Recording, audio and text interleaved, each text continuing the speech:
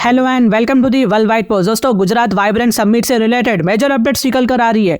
आखिर ये समिट है क्या, क्या पर्पस के लिए बनाया गया है, इसका एम क्या है, मकसद क्या है इस समिट का, इस समिट को क्यों यूएई के मोहम्मद बिन जायद अल नह्यान इंडिया को विजिट किए हैं ताकि इस समिट में अटेंड कर सके, और इंडिया यूनाइटेड अरब एमिरेट्स के बीच में क्या क्या एमओयू साइन हुए हैं, चलिए चलकर पता करते हैं। लेकिन आगे बढ़ने से पहले ना मैं ये बात क्लियर कर देना चाहता हूँ कि पीएम मोदी ने एक इंपॉर्टेंट स्टेटमेंट दिया है। पीएम मोदी ने वाइब्रेंट गुजरात समिट में खड़े होकर यह कह दिया कि इंडिया आने वाले 25 सालों में ना डेवलपिंग कंट्री से सीधा सीधा डेवलप्ड कंट्री बन जाएगा। ये स्टेटमेंट को ना खुद मोदी जी ने कहा है। ये अपने आप में एक पावरफुल स्टेटमेंट है। इससे अब इन्वेस्टर्स और भी ज्यादा इंडिया में इन्वेस्टमेंट करना शुरू कर देंगे। और रही बात वाइब्रेंट गुजरात समिट की, देखिए वाइब्रेंट गुजरात ग्लोबल समिट एक इवेंट है जो 2003 से चला आ रहा है। सही समझ रहे हैं आप, ये आज से नहीं बल्कि 2003 से ही चला आ रहा है। इसको इंडिया की Gujarat government, confederation of Indian industry CII और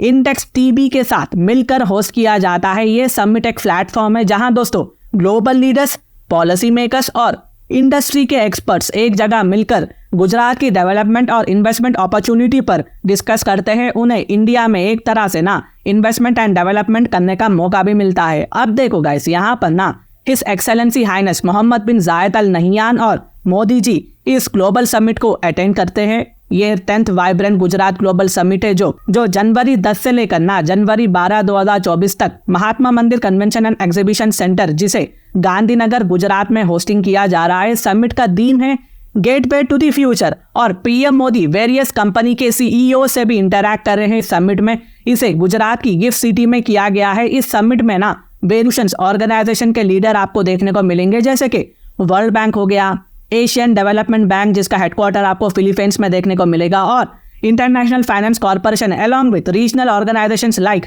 अफ्रीका यूनियन और आसियान। इन सब के कुछ लीडर्स एंड ऑफिशियल्स आपको इस समिट में देखने को मिलेंगे। अपनी गवर्नमेंट को ये रिप्रेजेंट करेंगे। स्पेशली हमारा ध्यान ना गाइस यूनाइटेड अरब एमिरेट्स के तरफ बहुत ही ज्यादा है। पीएम मोदी और प्रेसिडेंट मोहम्मद बिन जायद अल नह्यान दोनों ने मिलकर एक कमाल का रोड शो किया था। लास्ट टाइम ये हमें डोनाल्ड ट्रंप के साथ देखने को मिला था जब ये US के प्रेसिडेंट थे।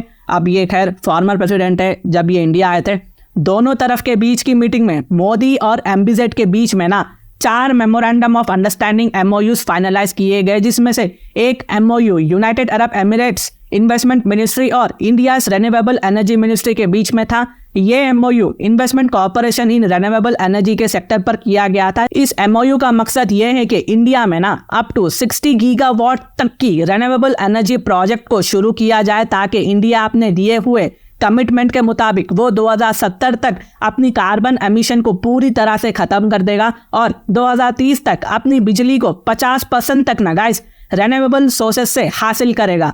तो ये इंडिया की कमिटमेंट है, इसको पूरा करना होगा इंडिया को। तो हमारा एम 2070 तक रिन्यूएबल एनर्जी पर आना है।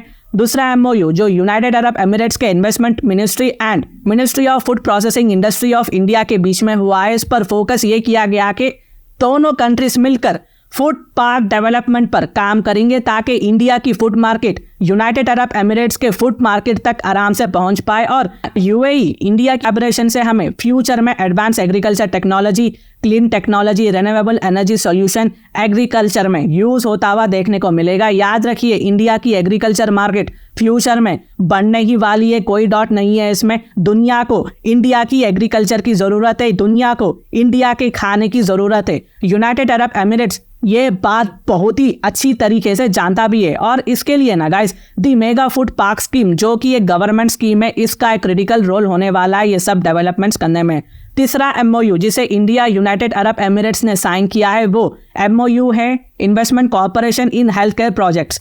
इसमें ना गाइस इन्वेस्टमेंट कॉर्पोरेशन के बारे में बात की गई है, खासकर प्रिसीजन हेल्थ क्वालिटी पर जोर दिया गया है। यहाँ तक कि इसमें ना पर्सनलाइज हेल्थ केयर शामिल है, जो जेनेटिक, जेनोमिक या बायोलॉजिकल कंपोजिशन पर बेस्ड होती है। यहाँ पर इंडिया UAE मिलकर जेनोमिक सेंटर ऑफ एक्सेलेंस बनाने का भी सोच रहे हैं। इस कोलैबोरेशन से इंडिया के हेल्थ केयर सेक्टर को बहुत ही ज्यादा फायदा होगा, जिसका एस्टिमेशन लगभग $372 बिलियन है, जो कि अपने आप में एक ह्यूज अमाउंट है। अगर मैं इंडिया और यूनाइटेड अरब एमिरेट्स के बीच मल्टी डायमेंशनल इकोनॉमिक एंगेजमेंट की बात कहूँ तो देखिए, यूएई और इंडिया के बीच में ना इकोनॉमिक एंगेजमेंट काफ़ी वैरायटी से भरा पड़ा हुआ है और इसमें comprehensive economic partnership agreement CEPA का बहुत ही बड़ा हाथ है, जो मई 2022 से लागू हो गया था।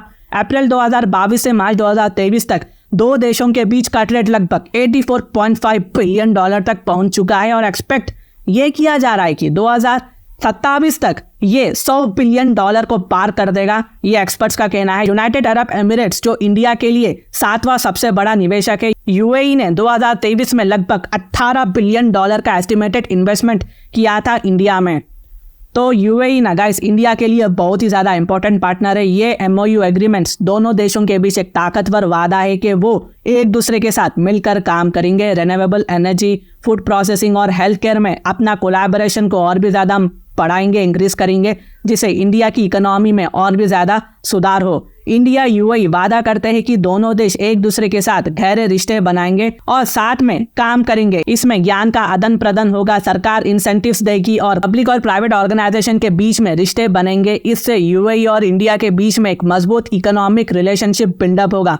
तो ये कुछ अपडेट्स थी गाइस जो मैंने आप तक लाया है। अगर इससे रिलेटेड कुछ भी डाउट हो ना तो आप मुझे कमेंट करें, मैं आपको उसका जवाब दे दूंगा, साथ में हार्ड भी दे दूंगा। और अगर मेरी वीडियो इन्फॉर्मेटिव दिखे तो इंटरनेशनल अफेयर्स के लिए आप मेरे चैनल को सब्सक्राइब कर सकते हैं। Thank you for watching, thank you for listening and I always say God bless you all.